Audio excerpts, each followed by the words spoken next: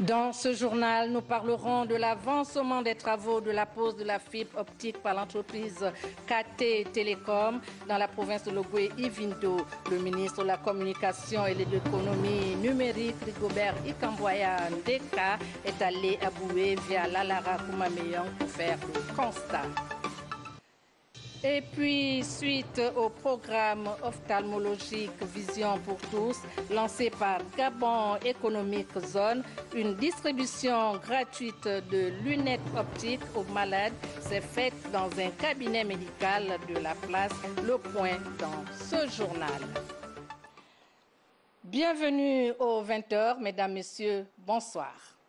Au sommaire de cette édition d'information, le ministre de la Communication et de l'Économie numérique sur le terrain, Rigobert Ikamboya Ndeka, est allé à Boué via l'Alara Koumameyong pour constater l'avancement des travaux de la pose de la fibre optique et des centres techniques par l'entreprise KT Télécom. Moussa Nzingi, Gérard Ifundi.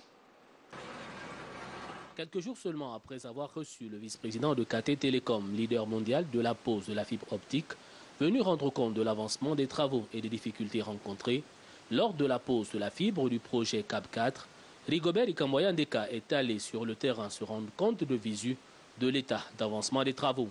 Il s'agit de poser la fibre optique, un total de 6000 km. Et aujourd'hui, nous sommes à 2000 km de réaliser. La fibre optique, comme on le dit, ce sont les boulevards de demain, les boulevards de l'information. C'est au travers de cette infrastructure importante que toute l'information va circuler. Donc, satisfait de l'avancement des travaux. Le ministre de la Communication et de l'Économie numérique a pu apprécier personnellement le chantier en visitant les 2 centres techniques et la pose de la fibre entre l'Alara et Koumameyong. Le président de la République, chef de l'État, nous a demandé d'accélérer la transformation du Gabon. Accélérer la transformation du Gabon, c'est suivre la réalisation des projets en cours. Après avoir discuté avec les responsables à Libreville, je suis venu sur le terrain voir si effectivement le discours qui m'a été tenu à Libreville correspond à la réalité sur le terrain. Et je peux aujourd'hui confirmer qu'effectivement, il y a une concordance entre ces discours et la réalité du terrain. Et donc, le projet de la transformation du Gabon accéléré est effectivement en marche. Réalisé à près de 70%, les travaux du projet CAP4 avancent sûrement. Une aubaine pour les plus hautes autorités qui ont instruit le gouvernement à aller vite pour accélérer la transformation du Gabon.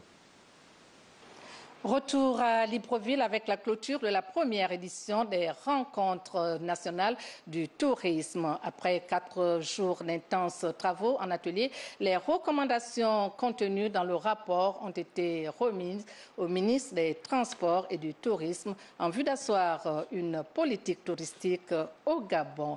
Kenny Kangaboussamba, Médard Engeng. L'atteinte des objectifs du gouvernement à faire du tourisme un levier incontournable de notre économie leur tient également à cœur.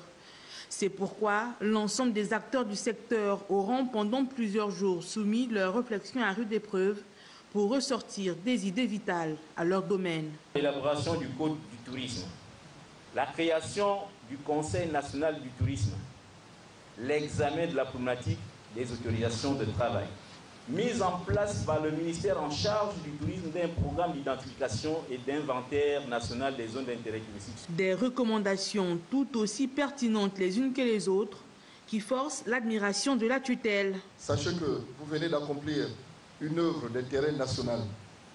Vous venez de doter notre pays d'un document d'orientation et de planification stratégique de référence pour ce secteur. Je puis vous assurer, chers participants, que les recommandations que vous venez de formuler, notamment celles qui relèvent du gouvernement, feront l'objet d'une attention particulière. Justin Doudangoy solennellement s'engage à être cet ambassadeur inconditionnel des atouts touristiques gabonais. Je m'engage à prendre la route pour devenir le premier touriste du pays.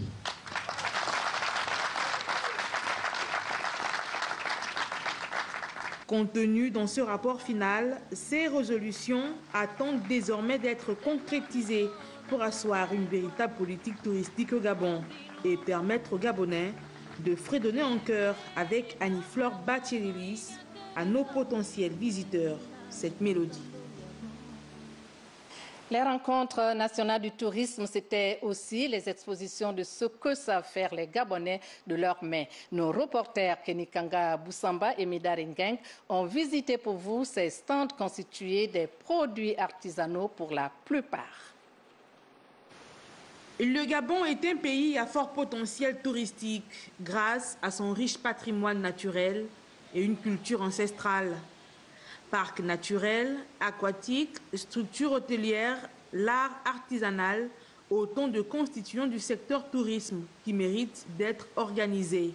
Nous valorisons plus le raffia gabonais. Nous habillons les mariés avec du raffia parce qu'elle identifie nos cultures. Le gouvernement gabonais devait élargir l'espace des artisans parce que jusque-là, nous n'avons pas un site bien déterminé pour l'artisanat. En dehors de Colassi, que les artisans ont improvisé, bien sûr. Les rencontres nationales du tourisme, ce rendez-vous, le premier du genre, aura été une opportunité pour ces acteurs artisans. Ça a été une opportunité pour nous de rencontrer des partenaires, des personnes qui vont pouvoir promouvoir notre produit. Déjà, pour présenter la spécialité de notre boîte, c'est du vin de pain mis en bouteille. Des réalisations de nos talentueux artisans qui font la fierté de notre richesse culturelle et économique que devront découvrir les touristes. Et puis, fin de l'atelier de formation visant l'élaboration de la stratégie de développement risicole. La Task Force, un regroupement des représentants des différents ministères et administrations de la République gabonaise, aura désormais la lourde tâche de pondre la stratégie nationale de la riziculture. Wilfried Piravamba, Gérard Magnania. Les réflexions durant les séances de formation portait sur la quête des mécanismes à adopter afin de tendre vers une intense production locale du riz, aliment de base au Gabon. Au terme de notre atelier sur la riziculture, ce qu'il faut se dire, c'est que le Gabon a résolument pris le chemin d'aller vers la production du riz sur le territoire. Les autorités ont décidé de développer la riziculture au Gabon. Et pour les débuts, il était normal qu'on commence par asseoir une politique de développement de la riziculture. La problématique mettant en exergue les forces et faiblesses de la riziculture, l'élaboration de la stratégie nationale, c'est la tâche assignée à la Task Force au-delà de cet atelier.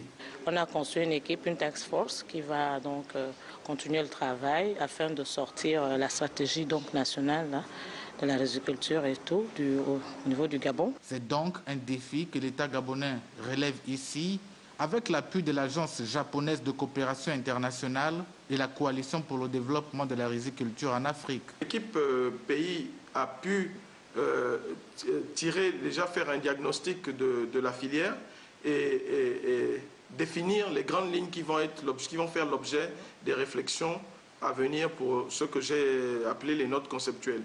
Mais il faut dire également qu'il y a urgence à agir et donc nous allons tout faire pour accélérer les travaux de cette équipe pays pour qu'ils puissent vraiment aboutir à cette stratégie le plus tôt possible et qu'elle puisse être mise en œuvre par le gouvernement. De 14 à 30 millions de tonnes, la production rizicole à l'échelle continentale annonce des perspectives salutaires. Le Gabon, dans cette optique, voudrait intensifier sa contribution afin que partout en Afrique, l'autosuffisance en riz réduise considérablement le taux des importations. La Fondation AO Alliance vient d'organiser à l'hôpital militaire de Libreville un séminaire de formation sur les traitements non opératoires des fractures. Un séminaire qui a vu la participation des médecins venus de la sous-région. Georges Kombila, Cédric Nzendon. Donner aux médecins et aux membres des services de santé les principes de base sur le traitement non chirurgical des fractures de la rotule et de la palette humérale. Voilà l'objectif de ce séminaire intitulé Cours AO Alliance. L'os est un tissu vivant et nous devons respecter tout ce qui est vivant. Donc, à mon avis, si les gens s'intéressent un tant soit peu par cette technique de base, ce sera une très bonne chose pour ces personnes qui présentent des lésions de fractures osseuses. Les fractures sont de plus en plus fréquentes. Avant, nos ancêtres faisaient des fractures par chute d'arbres. chutent dans les maisons. Maintenant, il y a les accidents de la circulation. Et la route tue. Et même si certains ne sont pas morts, ont des séquelles. Le séminaire qui a duré 3 jours était subdivisé en 2 phases, théorique et pratique. Animé par les médecins spécialisés de la sous-région, la nécessité de l'ATEL a été située.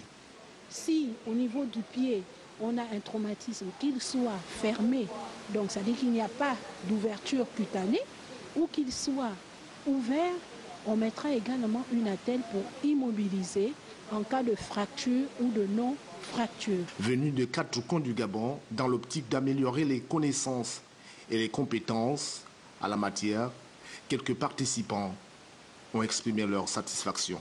C'était vraiment un séminaire très important, ça nous a vraiment aidé et orienté sur plusieurs critères de pose de plâtre. De façon spécifique au terme de la formation, les participants seront désormais outillés dans les soins des fractures aux patients traumatisés. Je vous le disais en titre, distribution gratuite de lunettes optiques aux malades du programme ophtalmologique Vision pour tous. L'initiative est de Gabon Spécial Économique Zone. Magali Manima, Marlise Mengue. Motivé par le souci d'aider les populations souffrant de pathologies oculaires et ne possédant pas de lunettes médicales, ce programme Vision pour tous, lancé le 5 avril dernier par Gabon Spécial Economic Zone, G16, a procédé à la distribution de lunettes aux malades préalablement identifiés. Nous procédons à la distribution des paires de la campagne Vision pour tous. Aujourd'hui, nous sommes déjà à la distribution de 7000 paires pour l'instant. Néanmoins, je dois préciser qu'il reste encore assez de paires à distribuer. Et je dois aussi préciser que lors de la campagne initiale, beaucoup de gens ont été consultés. Parmi ces personnes, certains devaient recevoir des paires de lunettes et d'autres non, en fonction de leur correction. Donc nous invitons massivement alors ceux-là qui devaient recevoir des paires de lunettes à venir récupérer leurs paires de lunettes ici à l'échangeur de Nzayan, à côté de Bambino Village. Ce programme de distribution gratuite a été rendu possible grâce au partenariat qui lie la G16 à l'un de ses partenaires, Optica, une marque africaine spécialisée dans la vente de lunettes optiques et solaires avec pour objectif de démocratiser l'accès aux lunettes de prescription. Je remercie la promotion Olam de m'avoir offert 2 paires de lunettes. La preuve, je porte une et voilà une autre. Olam, c'est vrai, la promotion, ça marche. J'ai reçu 2 paires de lunettes. Dans sa philosophie d'être toujours proche des populations gabonaises, la G16 entend multiplier de telles actions afin de répondre aux attentes des personnes vulnérables. Nous poursuivons ce journal avec ce communiqué de la SEG. Suite aux perturbations survenues dans la desserte en électricité de Libreville depuis le 11 juillet 2019, la SEG présente ses excuses aux clients affectés. Les dites perturbations étaient consécutives à des incidents enregistrés respectivement sur la ligne haute tension Toum-Bisségué, l'alimentation en gaz de la centrale thermique d'Ovendo, la liaison souterraine haute tension Bisségué-Amboé. Les équipes techniques SEG ont été rapidement mobilisées pour réalimenter les clients impactés. La SEG réitère ses sincères excuses pour les désagréments causés par sa clientèle. La direction de l'enseignement primaire vient de décerner des Oscars aux chefs de circonscription scolaire, chefs de base pédagogique et aux directeurs d'école du pays. Une cérémonie présidée par le secrétaire général du ministère de l'Éducation nationale, Ludwig Ovandang, Guy Franklin Mangenga. Ils sont qui directeurs d'école, qui chefs de circonscription scolaire ou chefs de base pédagogique, ils ont été honorés aujourd'hui. Pendant 9 mois et bien plus, ces hommes et femmes ont travaillé sans relâche et avec beaucoup d'abnégation, contribuant ainsi au rayonnement de l'enseignement primaire dans notre pays. En témoignent les présents Oscars Manager scolaire 2019. Retour sur les critères de sélection. Il pourrait être décerné annuellement à toute personne qui s'est illustrée par son dévouement sans faille et son abnégation dans l'atteinte les objectifs poursuivis par notre système éducatif durant une année civile. Il est le guide, le protecteur et l'accompagnateur de l'ensemble de toute son équipe. Aux commandes de la destinée de sa structure, il doit créer l'émulation, la communication et la sécurité. Tout à l'honneur des récipiendaires qui ont témoigné leur gratitude. Les Oscars du manager scolaire 2018-2019, dont nous sommes les premiers bénéficiaires, symbolisent pour nous une grande marque de considération et de respect. Cette initiative de la direction de l'enseignement primaire a trouvé l'assentiment du ministère de tutelle qui a profité de la tribune pour rebooster les troupes. Après le passage au privé, après le passage dans certains ministères, lorsqu'on arrive sur vous, et je dirais que les meilleurs agents publics que j'ai connus depuis que je suis dans l'administration depuis 10 ans, c'est vous. Des moments féeriques mais éphémères, le rendez-vous est donc pris pour la 2e édition.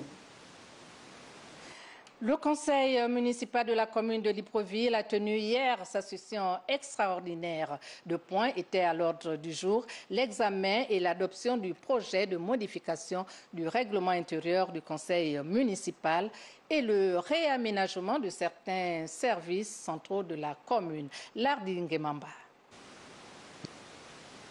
2 points constituent la trame de discussion lors de la session extraordinaire du conseil municipal de la commune de Libreville. L'examen et adoption du projet de modification du règlement intérieur du conseil municipal et la réorganisation de certains services centraux de la commune. Un toilettage qui vise l'optimisation et l'efficacité des différentes municipalités. C'était nécessaire parce qu'il faut bien changer certaines choses. Il y a l'organigramme, il y a d'autres choses qui ne répondent pas aux données actuelles.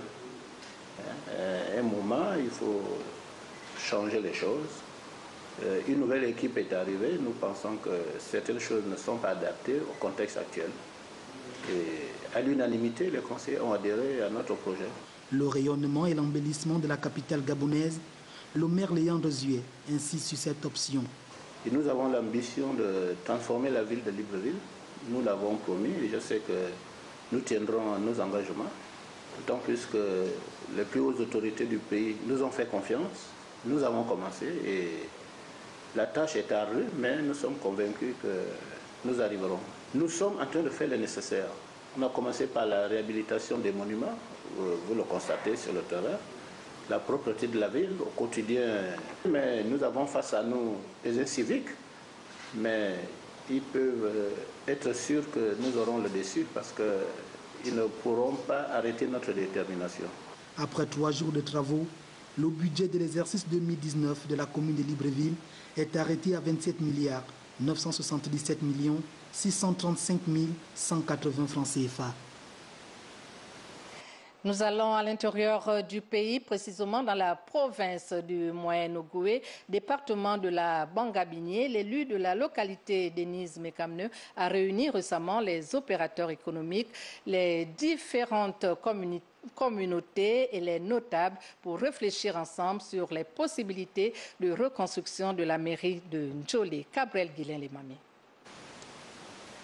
Incendié au terme des élections locales couplées aux législatives d'octobre 2018 qui ont vu le Parti démocratique gabonais vainqueur, le siège du conseil municipal de Ndjolé a besoin d'être réhabilité et rénové afin qu'il retrouve ses lettres de noblesse.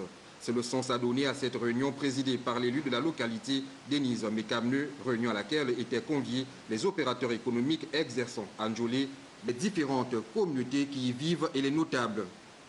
Aujourd'hui, l'État gabonais a des problèmes économiques. Donc nous avons jugé utile que les opérateurs économiques qui travaillent dans cette localité nous viennent en aide, y compris naturellement les fils et les filles de la localité et les populations. Je profite de votre tribune pour remercier l'initiative de Madame le ministre, Maître Denise Mekamneu, qui est tout justement venue nous booster après les quelques réunions que nous avons eues, demander aux opérateurs économiques de faire davantage. Ici, la contribution de tous a été sollicitée. Les opérateurs économiques, dans le cadre de leur responsabilité sociétale, adhèrent à l'initiative. On a mangé en Ndjolé, on vit en Ndjolé, on ne connaît pas chez nous comme on connaît Ndjolé. Donc, on doit bien travailler pour faire la mairie, pour construire Njolé. Nous transmettons à la plus haute hiérarchie de notre entreprise le souci d'une ministre. Et nous savons que l'entreprise n'est pas sourde à ce qui concerne le social.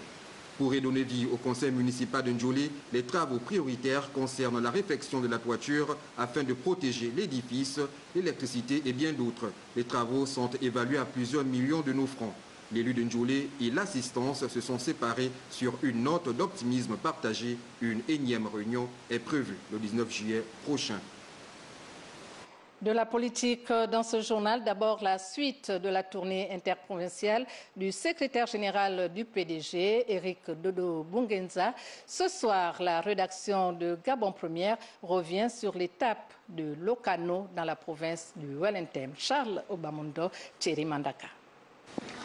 Donner le ton et annoncer les couleurs, Minzik dans le département de Lokano a mobilisé ses 3 fédérations, les 25 sections et 55 comités pour inaugurer cette arrivée triomphale de la délégation du Parti démocratique gabonais dans la province du Wellington. Les militants et militantes qui apprécient cette initiative du secrétariat exécutif sont venus en masse afin d'écouter le message tant attendu du président Ali Bongo Ondimba. Camarades, l'essentiel des messages que le distingué camarade président m'a demandé de venir vous livrer, vous partager. Camarades fédéraux, mettez-vous au travail. Camarades membres du Conseil national, mettez-vous au travail. Camarades membres du bureau politique, veillez à ce que les fédérations soient revitalisées. Medoune, dans le département du Haut-Komo, à son tour, a puisé dans son hospitalité légendaire pour accueillir chaleureusement Éric Dodo Bungenza et son staff, lequel, dans son discours circonstanciel, a mis l'accent sur l'unité et le développement de la localité. L'intérêt aujourd'hui, c'est améliorer les conditions de vie des populations, c'est développer le Haut-Komo, c'est développer le Medoune, c'est développer le Gabon. Très attendu aussi à Bitam, le département d'Untem, qui a réalisé un score de plus de 83% aux dernières élections, s'est senti également fier et honoré pour communier et échanger avec la hiérarchie du parti sur les fondamentaux qui guident dorénavant l'action du PDG. Vous avez les sages, les membres du bureau politique, les ministres, les membres du Conseil national, d'autres hautes personnalités politiques. À vous maintenant d'appliquer ce que le président attend de vous. La base militante d'Untem, suffisamment édifiée, saura tirer davantage son épingle du jeu politique, aussi bien sur le plan provincial que national. Pendant ce temps, à Libreville, les ressortissants du département de la Baye-Bricolo, plus précisément à Boumi, se sont retrouvés ce jour dans un hôtel de la place pour magnifier leur attachement au président du Parti démocratique gabonais, Ali Bongo Ondimba. Nous les écoutons au micro de Yolande V. Considérant que la réélection du distingué camarade président Ali Bongo Ondimba en 2016 s'est faite sur la base d'un programme qui magnifie, entre autres, la détermination dans l'action, la création d'emplois, la promotion des jeunes à des postes de responsabilité, la diversification de notre économie, l'égalité des chances, la formation, la santé et la consolidation de la paix. Constatant la poursuite de la politique des grands travaux d'infrastructure au plan national, conscient de la détermination affichée du distingué camarade président Ali Bongo Ondimba et son gouvernement à poursuivre sans relâche les réformes structurelles engagées depuis 2009, et ce malgré la conjoncture économique négative que traverse notre pays. Conscient que le programme Égalité des chances et promotion des jeunes est une source de très grand espoir, à en juger par la promotion, parmi tant d'autres, des camarades Brice Lacruche à Lianga et Serge William à Kassaga au sommet stratégique de notre parti, le PDG. Nous, militants, sympathisants et autres du département de Baye-Bricolo, réitérons notre soutien indéfectible au distingué camarade président Ali Bongo Ondimba président de la République, chef de l'État, et le remercions très loyalement pour la promotion de ces jeunes altogovéens.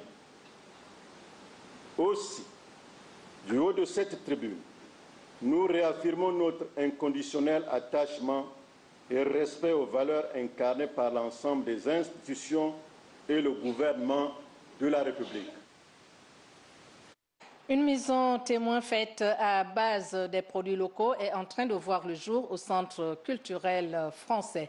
Les travaux sont prévus pour durer 4 mois. Écoutons à ce propos les explications d'un technicien sur les caractéristiques de cette maison. Des propos recueillis par Elvive Milinji Mbadinga et Richard Mobiwa. Les travaux d'implantation se sont réalisés sur le site qui était pressenti par le concours, à savoir une pelouse devant l'Institut français du Gabon, pour que la maison pilote serve de démonstrative, que les gens puissent la visiter, mais qui va aussi avoir d'autres fonctions et qui pourra être support d'autres activités de collaboration et de coopération entre l'ambassade de France, à travers son institut, et les opérateurs, artisans et architectes et autres institutions gabonaises. C'est une maison de 100 mètres carrés pour 3 chambres, donc qui, avec le développement de ces terrasses et de ces vérandas, vont occuper plus ou moins 150 mètres carrés à 170 mètres carrés, car une part importante a été donnée aux espaces extérieurs dans ce cas de vie, en sachant que les espaces intérieurs ne sont que d'occupation, on va dire, diurne, mais en pleine journée, on a l'habitude de recevoir des familles en terrasse, en véranda et autour de la maison. C'est aussi une maison hors sol, c'est-à-dire qu'elle est montée sur des pilotis, sur des pilotis, sur un soubassement à hauteur de 60 cm par rapport au niveau du sol naturel, qui fait que elle n'est pas soumise aux inconvénients des intempéries quand il peut y avoir des surcharges d'eau pluviale et puis des inondations. Et aussi, elle permet une ventilation en partie basse de tout le massif bâti. Il a été dit que vous la réalisez avec des matériaux locaux. Qu'en est-il exactement, surtout pour leur fiabilité? Le principe de réaliser cette maison avec les matériaux locaux tombait un peu de logique parce que nous cherchions à amoindrir les coûts. Donc il fallait minimiser la quantité de matériaux importés. La page culture de ce journal, les rideaux sont tombés sur les cérémonies traditionnelles initiées par le chef traditionnel Mpongwe Arungu Dovendo. Eliwan Choni Chango a mis l'accent sur la purification, l'ascension et la bénédiction du Gabon. Blandine Yambo Indasi, Arnaud Mengue. Au cours de cette purification, cette ascension et cette bénédiction du Gabon, il nous est apparu une multitude de symboles en rapport avec des forces surnaturelles. Le chef traditionnel de la chefferie Mpongwe Arungu Dovendo est rentré en contact avec les êtres célestes qui gouvernent notre pays, car leur état originel est lumière. Selon lui, ces êtres célestes sont l'incarnation directe de la source universelle. Et un chef traditionnel se doit d'être en communion avec toute la hiérarchie spirituelle de son pays afin de trouver les solutions aux maux qui minent la nation. Il s'agit d'un rite de libération de notre pays. Ici, nous avons voulu montrer que l'on peut travailler dans notre tradition avec des énergies très élevées. Donc, le divin est une connaissance révélée à tous les peuples. C'est ce que nous avons voulu montrer, que également, en Afrique, on peut, quand on veut respecter les règles de pureté, d'ordre et de discipline, œuvrer avec la hiérarchie spirituelle la plus élevée, qui est la hiérarchie céleste. Dans la société traditionnelle Mpongwe, la femme et les jeunes sont au centre de la transmission de l'héritage culturel. La femme est plus réceptive aux choses spirituelles, comme par exemple être un canal. Comme on dit, un canal, c'est celui qui communique avec le monde invisible. Nous travaillons pour préparer l'avenir de nos enfants sur tous les plans. Pas uniquement sur le plan matériel, pas uniquement sur le plan de l'éducation, mais aussi sur le plan de la vie spirituelle, parce que nous sommes d'abord des êtres spirituels. Comme on le voit, la tradition est facteur de valeur, un repère pour les générations futures. Des danses ont clos les cérémonies, le koukoué pour les hommes et la danse Ivanga pour les femmes. Et puis, la chanteuse gabonaise Queen Coumba était en showcase live ce début de week-end, une prestation qui a permis à l'artiste de revisiter son répertoire musical et de faire recouvrir de nouvelles chansons aux mélomanes. Guifrey Ndong ou bien Arnaud Mengue. Une voix suave, des sonorités inspirées du blues, du jazz et du R&B, chanter l'amour en embarquant les mélomanes dans une balade musicale dans sa langue maternelle, Queen Coumba a tout d'une diva.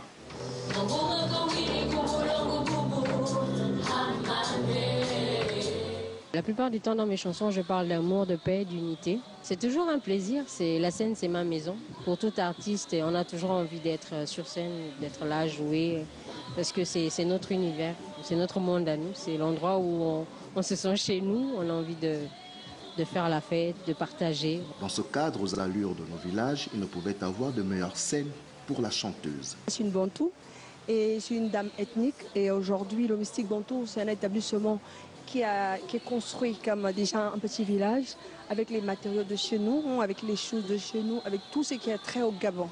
Le public conquis sublime la prestation de l'artiste.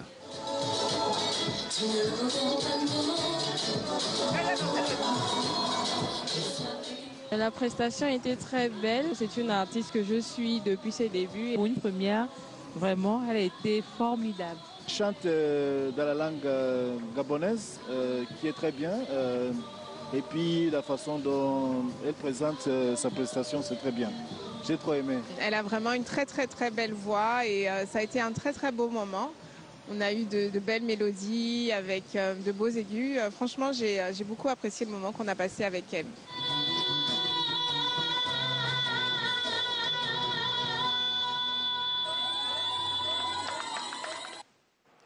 C'est sur ces belles images d'Arnaud Mengue que s'achève ce journal. Merci de l'avoir suivi. À demain, 20h.